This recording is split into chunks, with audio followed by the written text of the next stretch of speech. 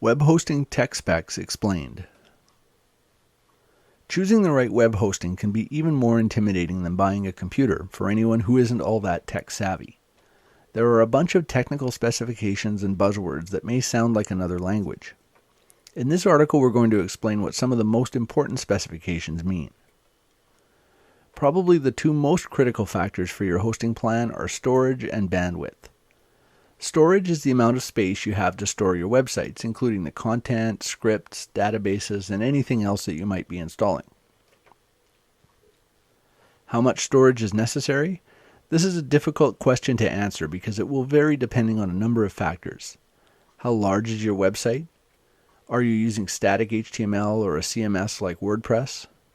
Will you be using a lot of video, audio, or images?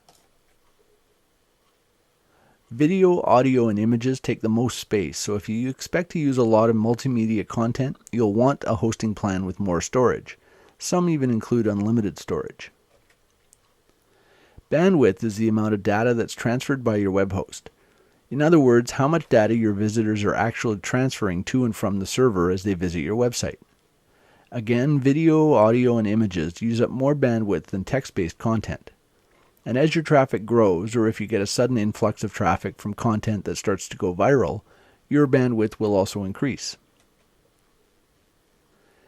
This is a hard thing to judge ahead of time, so you want to look for a host that provides unlimited bandwidth or at least has an upgrade path that you can take as your traffic increases. If you go over your bandwidth limits, it can be quite costly, so make sure you check this ahead of time.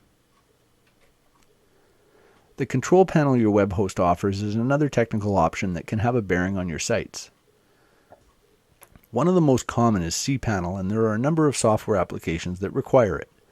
Unless you have a reason for choosing a different option, cPanel is usually your best choice.